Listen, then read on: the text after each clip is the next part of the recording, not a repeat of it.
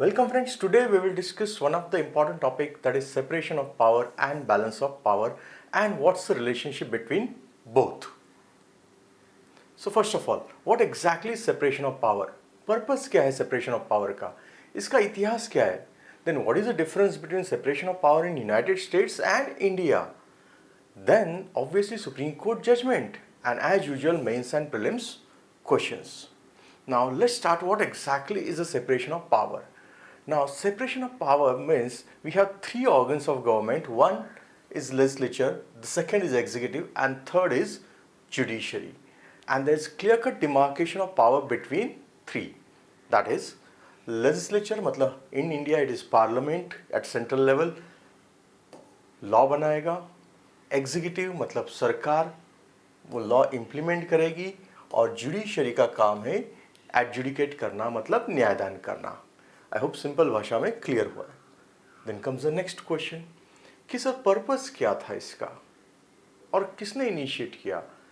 If you read it in the statement of the Montesquieu itself, what it says कि what when the legislature and executive powers are united to the same person there can be no liberty. ये Montesquieu का कहना है. मतलब अगर सारी power एक ही व्यक्ति के हाथ में रहेगी तो कोई लिबर्टी नहीं रहेगी. दैट मीन्स सत्ता जो है वो किसी एक व्यक्ति के हाथ में केंद्रित नहीं होनी चाहिए.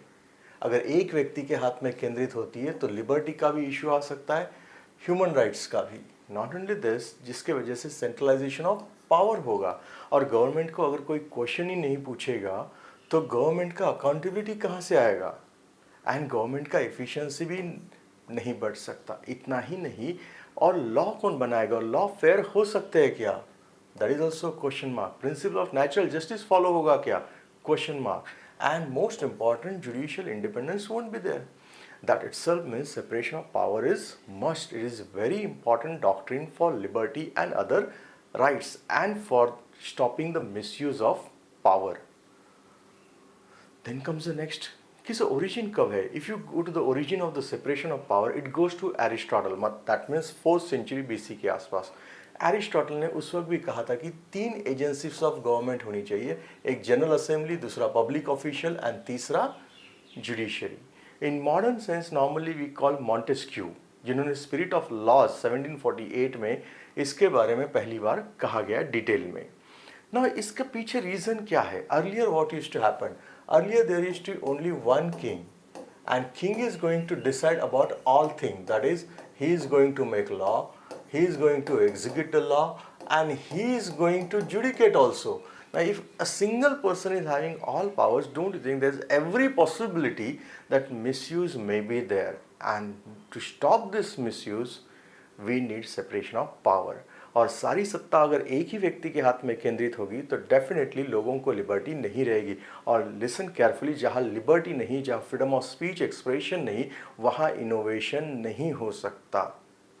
आप आज भी ये दुनिया के अलग अलग कंट्रीज़ में देख सकते हैं कि ज़्यादा इनोवेशन यूनाइटेड स्टेट्स में ही क्यों है, क्योंकि ऐसे कंट्रीज़ में क्यों है जहाँ लिबर्टी ज़्यादा है. देन कम्स द नेक्स्ट, किस एग्जाम्पल पहला क्या है. अगर हमें स्ट्रिक्ट सेपरेशन ऑफ पावर देखना है तो एग्जाम्पल है United states of America, Australia वगैरह. अगर यूनाइटेड स्टेट्स का ही हम कॉन्स्टिट्यूशन देखेंगे तो आर्टिकल क्लियर में कहा है, आर्टिकल 1 जो है वो पावर ऑफ लेजिस्लेचर के बारे में बात करता है. मतलब कांग्रेस वहाँ पे दो, इसमें हाउस ऑफ रिप्रेजेंटेटिव मतलब लोअर हाउस, और अपर हाउस का नाम सीनेट है, जैसे अपने यहाँ लोकसभा एंड राज्यसभा. मतलब लेजिस्लेट करने का सारा अधिकार किसे दिया है, कांग्रेस को. आर्टिकल 2 कहता है कि executive powers are there in the hands of president, मतलब सारा एग्जीक्यूटिव पावर किसके हाथ में है, प्रेसिडेंट के हाथ में. एंड आर्टिकल 3 कहता है कि एडजुडिकेशन का मैटर किसके पास है, जुडिशरी के पास. So don't you think there is a clear-cut demarcation here between legislature, executive and judiciary? Then comes the next question कि सर क्या इंडियन कॉन्स्टिट्यूशन में ऐसा कुछ है क्या. पहला क्वेश्चन, क्या separation of power is it clearly mention in Indian constitution. ये क्वेश्चन प्रीलिम के लिए आ सकता है. क्या सेपरेशन ऑफ पावर ये वर्ड कॉन्स्टिट्यूशन में किया है क्या, एक्सप्लिसिटली लिखा है क्या. The answer is no. I repeat, the answer is no. But Supreme Court in various judgment it has clearly said that separation of power is a part of basic structure. And what exactly is basic structure? That is decided by court by case basis. There is no clear cut definition. Then comes the next कि sir कैसे है separation of power. Let us see. अब इतना तो पता चला कि तीनों ऑर्गन के बीच में पावर सेपरेट हो चुकी है. बट इन इंडिया अगर हम देखेंगे तो यूनाइटेड स्टेट जैसा स्ट्रिक्ट सेपरेशन ऑफ पावर या जैसे मॉन्टेस्क्यू ने कहा था या थिंकर्स ने कहा था वैसा स्ट्रिक्ट सेपरेशन नहीं है. Please listen carefully. हमारे यहाँ पे सेपरेशन भी है but at the same time overlapping भी है. मैं फिर से रिपीट करता हूँ, एग्जाम में क्वेश्चन आते हैं ये. सेपरेशन भी है और ओवरलैपिंग भी है. एंड नॉट ओनली दैट, ये ओवरलैपिंग जो है सिर्फ फंक्शन मतलब काम के बारे में ही नहीं है. Not necessary. ओवरलैपिंग पर्सनल के बारे में भी है. कैसे? एग्जाम्पल के साथ देखते हैं. फर्स्ट ऑफ ऑल, अगर मुझे लेजिस्लेचर और एग्जीक्यूटिव के बीच में सेपरेशन देखना है, आपने क्या कहा? सर लेजिस्लेचर का काम होता है लॉ बनाना और इसका होता है सर इम्प्लीमेंट करना. राइट ना. आर्टिकल 53 तो क्लियरली कहता है कि president of India is a executive head, मतलब उन्हें तो सेपरेट कर दिया आपने. बट आर्टिकल 74 कहता है कि council of ministers are there to aid and advise president, उनकी सलाह पे वो काम करता है. यस मतलब एग्जीक्यूटिव तो यहाँ पे क्लियरली सेपरेट है, उसे सेपरेट पावर्स है. Article 79 talk about definition of parliament which comprise of Lok Sabha, Rajya Sabha and president. इतना ही नहीं, आर्टिकल 107 से 117 जहाँ पे आपको money bill, budget and various other things about the functions of parliament, इनके बारे में डिटेल चर्चा दिखेगी. मतलब लेजिस्लेचर भी अलग है, एग्जीक्यूटिव भी अलग है. Then comes the next question कि सर ओवरलैपिंग कहाँ है? Listen carefully. आर्टिकल 53 जैसे हमने जस्ट नाउ कहा कि आर्टिकल 53 कहता है कि प्रेसिडेंट हमारे देश के एग्जीक्यूटिव हेड है. नो डाउट ही exercise his function on the advice of PM and council of minister. मतलब रियल एग्जीक्यूटिव कौन है? PM and council of minister. But article 53 में प्रेसिडेंट एग्जीक्यूटिव हेड है. बट डोंट थिंक आर्टिकल 79 में भी president is a part of parliament.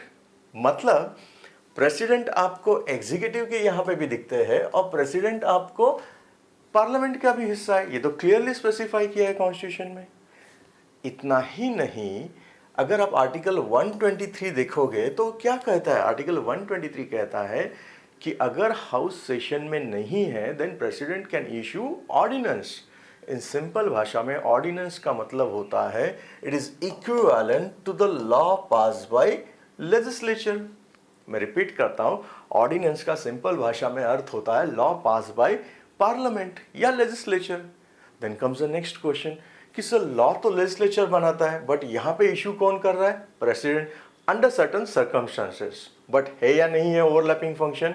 Yes मतलब function भी overlapping है एंड पर्सनल भी ओवरलैपिंग है. कैसे? इतना ही नहीं, लॉ बनाने का अधिकार किसका है? पार्लियामेंट का. बट पार्लियामेंट काफी बार हम देखते हैं डेलीगेटेड लेजिस्लेशन का यूज होता है. देन कम्स द नेक्स्ट कि सर डेलीगेटेड मतलब क्या? सी, अगर आप बड़ा होना चाहते हैं या आपके पास बहुत सारे काम है तो सारे काम आप नहीं कर सकते, तो आप क्या करते हैं? आप थोड़े थोड़े काम किसी और को देते हैं. And in a modern welfare state, state की जिम्मेदारियां बढ़ चुकी है. दैट्स द रीज़न आपको अपनी कुछ जिम्मेदारियां किसी और को देनी पड़ती है. सो यहाँ पे पार्लियामेंट रूल मेकिंग का काम वगैरह एग्जीक्यूटिव को डेलीगेट करता है. दैट इटसेल्फ मींस एग्जीक्यूटिव वो काम भी कर रहा है. Does that mean सारा एग्जीक्यूटिव ही कर रहा है क्या? नहीं. If you read Article 75 of Indian Constitution, it clearly says Council of Ministers are collectively responsible to Lok Sabha. मैं रिपीट कर रहा हूँ, Council of Ministers are collectively responsible to लोक सभा. मतलब मिनिस्टर को किन्हें रिस्पॉन्सिबल होना है? लोक सभा. इतना ही नहीं, जो मिनिस्टर बनना चाहता है उसे पार्लियामेंट का सदस्य होना ही पड़ता है. मतलब हमारे यहाँ पे मिनिस्टर जो है वो एग्जीक्यूटिव के भी लेजिस्लेचर के भी पार्ट है. आई होप क्लियर हुआ है separation between legislature and executive and at the same time overlapping कैसे होता है. Overlapping of function as well as person. Person मतलब मिनिस्टर किसके मेंबर होते हैं? हाउस के भी. फंक्शंस मतलब जो काम हाउस करता है कई बार हम देखते हैं सरकार को या एग्जीक्यूटिव को भी दिया जाता है.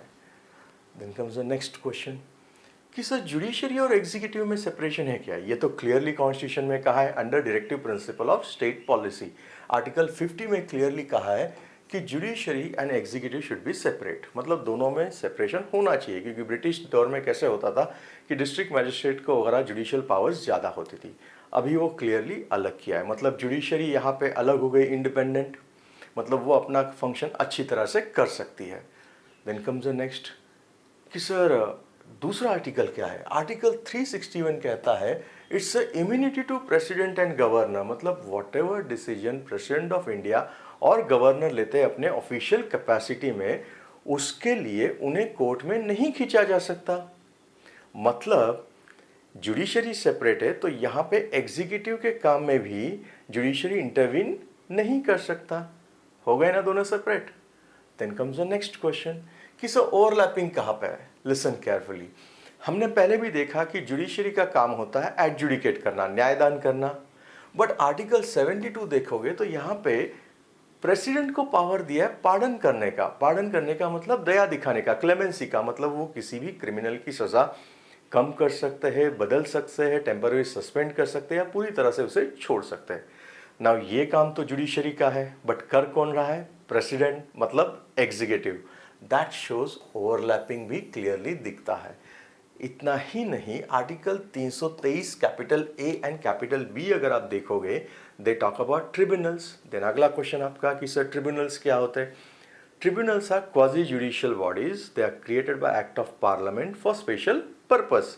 से फॉर एग्जाम्पल आपका इनकम टैक्स का ट्रिब्यूनल है, तो इसके पास कौन से केसेस आएंगे? सिर्फ इनकम टैक्स के। देन यू में से कि सर ये तो जुडिशियल काम हो गया। नहीं, बट ट्रिब्यूनल्स का जो कंपोजिशन होता है, यहाँ दोनों साइड्स के लोग होते हैं, मतलब जुडिशियल बैकग्राउंड के भी लोग होते हैं एंड एडमिनिस्ट्रेटिव या एग्जीक्यूटिव बैकग्राउंड के भी लोग होते हैं। सो हुआ ना ओवरलैपिंग। इतना ही नहीं, डिस्ट्रिक्ट मजिस्ट्रेट को आज भी कुछ पावर्स है। That clearly shows the separation and overlapping. I hope exam point of view ये पॉइंट्स क्लियर हुए। Then comes the next question कि सर ये हो गया legislature, executive and executive judiciary. What about judiciary and legislature, या simple भाषा में judiciary and parliament, दोनों में कैसे सेपरेशन है? अगर आप आर्टिकल 121 पढ़ोगे तो यहाँ क्लियरली लिखा है no discussion shall takes place in the parliament regarding conduct of जज of supreme court and high court in other article. So obviously यहाँ पे डोंट यू थिंक जजेस के बिहेवियर के बारे में आप हाउस में कोई चर्चा नहीं कर सकते एक्सेप्ट देयर रिमूवल। मतलब कर सकते कब? जब उनका रिमूवल हो। मतलब यहाँ पे किसे इंडिपेंडेंट रखा आपने? जुडिशरी को। तो आपको लगेगा कि सर मतलब जुडिशरी पावरफुल हो गया। वेट अ मिनट, अगर आप आर्टिकल 122 देखते हो, यहाँ क्लियरली कहा है कि court not to inquire into the proceeding of parliament, मतलब पार्लियामेंट की जो प्रोसीडिंग चलती है उसमें कोर्ट को इंक्वायर नहीं करना चाहिए। सो डोंट थिंक यहाँ पे पार्लियामेंट को सेपरेट कर दिया। दैट शोज कि जुडिशरी भी इंडिपेंडेंटली फंक्शन कर सकता है एज वेल एज पार्लियामेंट में। ये हो गया दोनों के बीच का सेपरेशन, मतलब दोनों भी अच्छी तरह से काम कर सकते हैं, किसी एक के हाथ पे सत्ता नहीं होगी। सो अब्यूज मिसयूज जो होगा पावर का वो कम होगा। Then comes the next question कि सर ओवरलैपिंग कहाँ होता है? अगर आप आर्टिकल 61 देखोगे क्या बात करता है? It talks about impeachment of president. President का इम्पीचमेंट मतलब प्रेसिडेंट को रिमूव करने का तरीका ना। इम्पीचमेंट प्रोसेस मतलब ये जुडिशियल प्रोसेस है, क्योंकि इसमें इन्वेस्टिगेशन होना चाहिए, क्वाइट अ जुडिशियल प्रोसेस है। बट अगर आप कॉन्स्टिट्यूशन ठीक तरह से पढ़ते तो समझ में आता है इम्पीचमेंट जो है वो हाउस में होता है, मतलब पार्लियामेंट में। मतलब पार्लियामेंट कौन सा काम कर रहा है? Investigation as well as judicial. हो गया ना ओवरलैपिंग। दूसरा, अब जुडिशियल साइड से देखो, don't think we have seen many times in PIL and other cases judicial activism, कि जहाँ जुडिशरी दूसरे ऑर्गन को फोर्स करती है काम करने के लिए। जहाँ लॉ नहीं होता वहाँ लॉ बनाती है। से for example, best example is Vishakha guideline in 1992-93, that was sexual harassment act work place. तो दोनों में सेपरेशन भी है, एट द सेम टाइम दोनों में ओवरलैपिंग भी क्लियरली दिखता है। Then comes the next question कि सर सेपरेशन ऑफ पावर तो क्लियर हो गया, ओवरलैपिंग भी कैसे है वो भी क्लियर हो गया, but sometimes we heard the word balance of power also, क्या दोनों सेम है क्या? Answer is no. Balance of power का मतलब होता है, ये इंश्योर करता है कि कोई एक ऑर्गन ऑल पावरफुल ना बने, क्योंकि डेमोक्रेसी में कोई एक ऑर्गन ज़्यादा पावरफुल बनता है तो वो लोगों के लिए और डेमोक्रेटिक गवर्नमेंट डेमोक्रेसी के लिए भी खतरनाक साबित हो सकता है। मतलब क्या? हर ऑर्गन को काम करना चाहिए बट अपने अपने अधिकार अनुसार और मर्यादा अनुसार, मतलब कोई भी अपनी मर्यादा क्रॉस ना करे। ये बैलेंस ऑफ पावर में देखा जाता है। तो इसका फायदा क्या है? Don't think balance of power मतलब चेक्स एंड बैलेंस जिससे हम रखते हैं, इससे कोई एक ऑर्गन अगर एरर्स करता है काम करते समय या मिस्टेक्स होती है तो मिस्टेक रोकने का चांस मिलता है। फंक्शनिंग जो है वो अच्छी तरह से कर सकते हैं, मतलब कहीं अगर गलतियां होने के चांसेस है उसे प्रिवेंट कर सकते हैं। Not only this, it lowers the risk of centralisation of power. किसी एक के हाथ में सत्ता नहीं रहेगी, मतलब तीनों काम करेंगे लेकिन तीनों अपनी अपनी मर्यादा में काम करेंगे, चाहे वो लेजिस्लेचर हो, एग्जीक्यूटिव हो या जुडिशरी। इससे फायदा क्या होगा? इससे डेमोक्रेसी अच्छी तरह से वर्क होगी। It will be good for democracy and good for the people of the country. Then comes the next question कि बैलेंस ऑफ पावर के लिए क्या कोई प्रोविजंस है? यस। कौन सी है? ये हमेशा एग्जाम में पूछा जाता है। लेट अस सी। ना if you read the constitution carefully, बहुत बार ये क्वेश्चंस एग्जाम में भी आते हैं, प्रीवियस पेपर्स देखोगे तो वहां पे भी आते हैं कि कैसे लेजिस्लेचर एग्जीक्यूटिव को कंट्रोल करता है, दूसरी साइड एग्जीक्यूटिव कैसे लेजिस्लेचर को कर सकता है, मतलब दोनों एक दूसरे के ऊपर चेक कैसे रख सकते हैं। एक एक करके देखते हैं। पहला, लेजिस्लेचर कंट्रोल ऑन एग्जीक्यूटिव, ये तो सेपरेटली क्वेश्चन भी ऑलरेडी आ चुका है। कैसे होता है लेजिस्लेचर, मतलब पार्लियामेंट कंट्रोल कैसे करता है। पहला पॉइंट, आर्टिकल 61 क्लियरली कहता है कि प्रेसिडेंट को जो इम्पीच करना है वो अधिकार किसका है, कहां होता है वो प्रोसेस? पार्लियामेंट। मतलब कौन किसे कंट्रोल कर रहा है? लेजिस्लेचर एग्जीक्यूटिव को, बिकॉज प्रेसिडेंट एग्जीक्यूटिव हेड है। दूसरा, आर्टिकल 75 इट क्लियरली सेज कि council of ministers are collectively responsible to Lok Sabha. मतलब काउंसिल ऑफ मिनिस्टर अगर लोकसभा में मेजॉरिटी जाती है तो उनको रिजाइन करना पड़ता है। Not only this, don't you think there are various other devices also. For example questions, that is star question, unstar question, 0 hour, short notice question, ऐसे बहुत सारे क्वेश्चंस के तरीके जिसके थ्रू पार्लियामेंट एग्जीक्यूटिव पे कंट्रोल रख सकता है। यू में से कि सर क्वेश्चन में क्या इतनी ताकत होती है?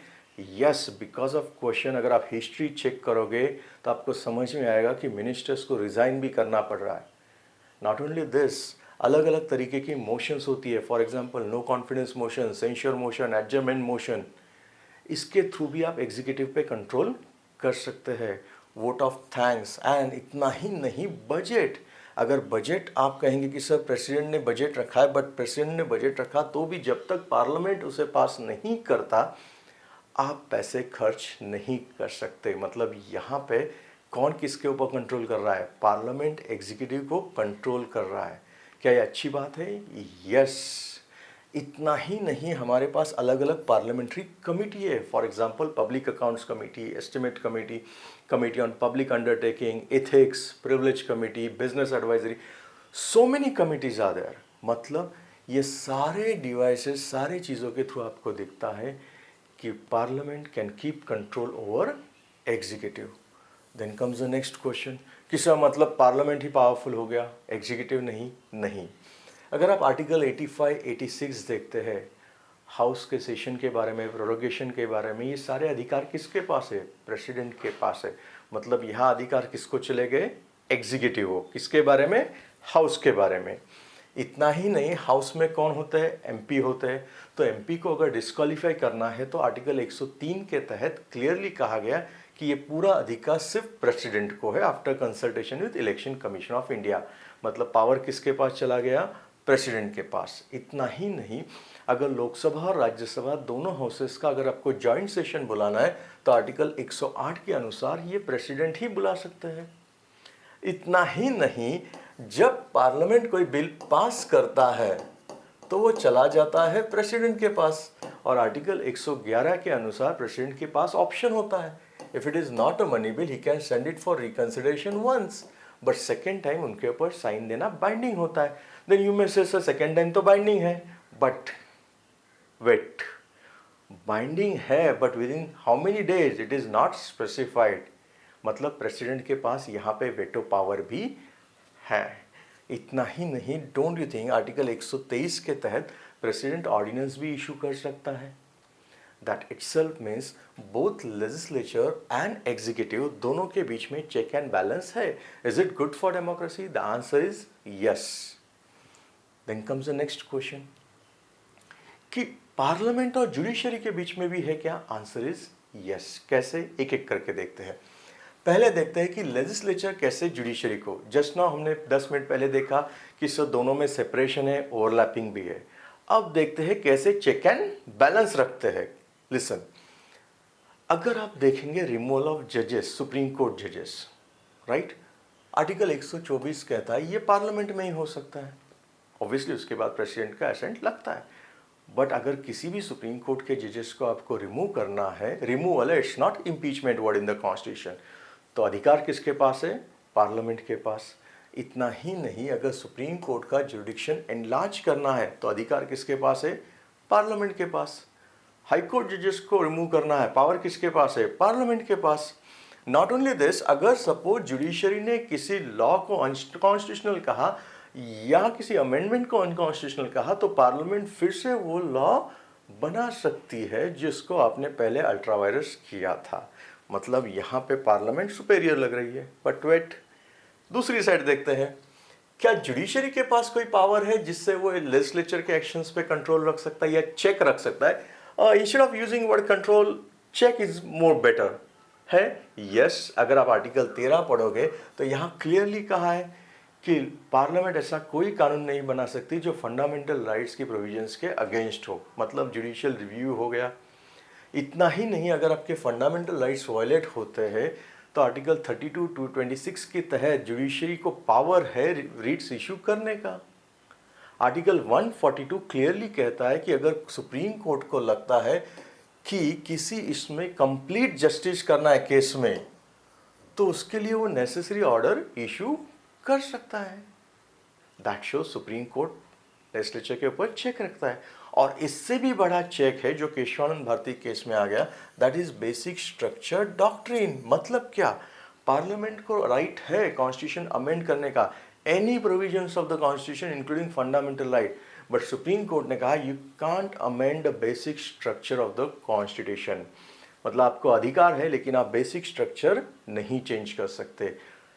इन सिंपल भाषा, आपको अधिकार है कॉन्स्टिट्यूशन में अमेंडमेंट लाने का, बट ना कॉन्स्टिट्यूशन रीराइट करने का। कुछ प्रोविजंस ऐसी है जो हमेशा रहने ही चाहिए। तो यहाँ पे कौन चेक करता है? जुडिशरी। किसके ऊपर? लेजिस्लेचर के ऊपर।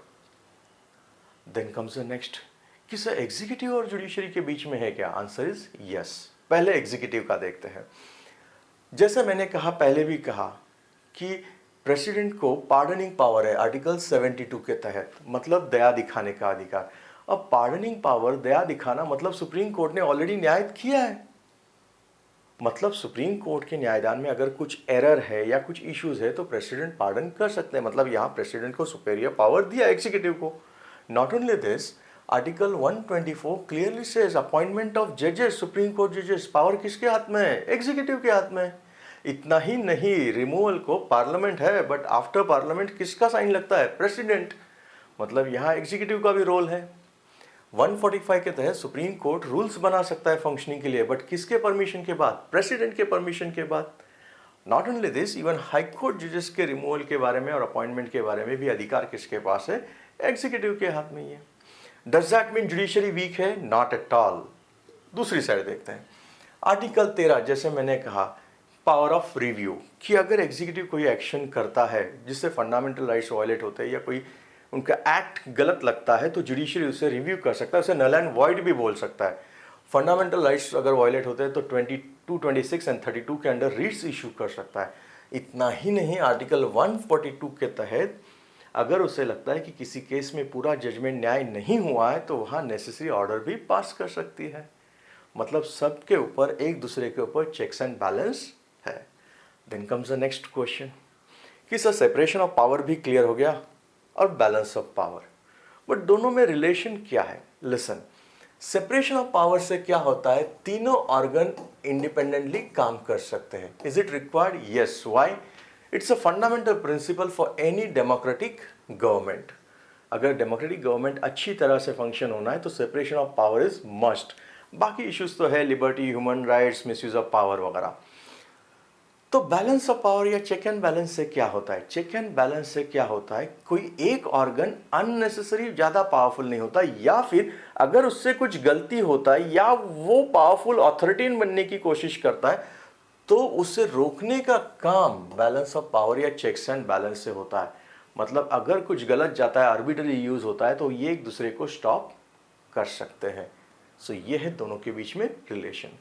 Then comes the next question, किसका कोई केसेस है क्या सुप्रीम कोर्ट के जजमेंट जो एग्जाम में आ सकते हैं? यस. पहला केस 1955 में हुआ था, राम जवा Kapoor versus state of Punjab, जहां सुप्रीम कोर्ट ने क्लियरली कहा था कि इंडियन कॉन्स्टिट्यूशन में रिजिड ऐसा तो सेपरेशन ऑफ पावर नहीं कहा गया है, बट अलग अलग ऑर्गन से पावर क्लियरली स्पेसिफाई किए गए. ये पहला केस. दूसरा केस था 1967 में Golaknath versus state of Punjab, जहां कोर्ट ने क्लियरली कहा था कि हर एक ऑर्गन, तीनों ऑर्गन को पावर्स है, बट उनको अपनी मर्यादा में ही काम करना होगा. And third and most important case जिसे जाना जाता है वो है इंदिरा गांधी वर्सेस राजनारायण. क्या केस था, ब्रीफ में देखते हैं. 39th अमेंडमेंट के बाद आर्टिकल 329 कैपिटल ए इंसर्ट हुआ था. इससे क्या हुआ था कि प्राइम मिनिस्टर का अगर कोई इलेक्शन रहेगा और बाकी कोई लोगों का, तो इसको आप चैलेंज नहीं कर सकते. मतलब प्राइम मिनिस्टर के अगर इलेक्शंस के बारे में कोई इश्यूज होते हैं तो उसको चैलेंज नहीं कर सकते. तो यहाँ पे सुप्रीम कोर्ट का एक बेंच बैठा. ये केस हुआ है 1975. प्लीज लिसन केयरफुली, 1975, और बेसिक स्ट्रक्चर आया है 1973. तो यहाँ पे क्लियरली सुप्रीम कोर्ट ने कहा there is a separation of power and separation of power is a part of basic structure of constitution. And most important, यहाँ पे जो जजमेंट दिया था इंदिरा गांधी वर्सेस राजनारायण केस में, उसमें मेजॉरिटी जज वो थे जो 73 में माइनॉरिटी थे. मतलब जो बेसिक स्ट्रक्चर के शायद माइनॉरिटी साइड में रहेंगे, बट यहाँ पे उन्होंने ही उसका यूज पहली बार किया था. क्योंकि ये गलत था तो ऑब्वियसली उसे स्ट्राइक डाउन करना गलत, इजी सही था. And last is obviously Kartar Singh versus state of Punjab, जहां फिर से ये रिट्रेट किया गया कि हर ऑर्गन को अपने कॉन्स्टिट्यूशनल लिमिट्स में ही काम करना चाहिए. Then comes the conclusion, next part, कि सर एग्जैक्टली क्या. Listen carefully. Separation of power क्या होता है ये तो हमने देखा कि अलग अलग ऑर्गन्स होते हैं, उनका इंडिपेंडेंट पावर्स. बट मेरा एक सिंपल सवाल है, क्या स्ट्रिक्ट सेपरेशन ऑफ पावर हो सकता है क्या? जैसे यूएस में हमने देखा, क्या इंडिया में है क्या? नहीं है. इंडिया में तो स्ट्रिक्ट नहीं है, इंडिया ने ब्रॉडर सेंस में लिया है. Then comes the next question कि सर क्या डीमेरिट है सेपरेशन ऑफ पावर्स के? क्या इसके कोई डीमेरिट्स भी है? Yes. Don't think, modern state को हम वेलफेयर स्टेट कहते हैं. सोशल इश्यूज बहुत, सोशल जस्टिस देना है हमें, तो इसके लिए बहुत सारे एक्ट करने होते हैं. एग्जीक्यूटिव को ज़्यादा पावर मिलना ज़रूरी होता है. तो ये पॉसिबल ही नहीं होगा. इतना ही नहीं, एब्सोल्यूट या स्ट्रिक्ट सेपरेशन ऑफ पावर तो अनरियलिस्टिक है, ये अनअचीवेबल है. Even United states of America में, फिर से रिपीट कर रहा हूँ, जहां पे हम बोलते हैं कि सेपरेशन ऑफ पावर है, बट ऐसा एब्सोल्यूट भी नहीं है. क्यों? वहां पे अगर आप देखेंगे तो लेजिस्लेचर है, एग्जीक्यूटिव है, जुडिशरी है. नो डाउट सेपरेट है, बट वहां पे भी स्ट्रिक्ट नहीं है. क्यों? क्योंकि ये अगर लॉ बनाता है तो उसको वेटो करने का अधिकार इससे है. तो इन दोनों के गलत डिसीजंस को ये करने का अधिकार जुडिशरी को है. तो एग्जीक्यूटिव जजेस को अपॉइंट करता है, लेकिन रेटिफिकेशन लेजिस्लेचर सेनेट से आता है. इतना ही नहीं, प्रेसिडेंट को हटाने का काम सेनेट में होता है. दैट इटसेल्फ मीन्स अमेरिका जैसे कंट्री में भी स्ट्रिक्ट सेपरेशन पॉसिबल नहीं हुआ है. लिसन केयरफुली, अगर आपको लगता है कि गवर्नमेंट अच्छी तरह से फंक्शन करे, मतलब लेजिस्लेचर, एग्जीक्यूटिव एंड जुडिशरी, अगर ये तीनों अच्छी तरह से काम करे, तो तीनों के बीच में प्लीज़ बहुत अच्छा कोऑर्डिनेशन होना ज़रूरी है, ना कि टसल. इनके बीच में कोऑपरेशन एंड कोऑर्डिनेशन होना चाहिए. अगर ये तीनों ऑर्गन के बीच में अच्छा कोऑपरेशन और कोऑर्डिनेशन होगा तो काम डेफिनेटली अच्छा ही होगा. Then comes the next question. ये डायग्राम में हम पूरा जो वीडियो हमने किया अभी एक सिंपल भाषा में फिर से मेमोराइज करते हैं with in a single minute.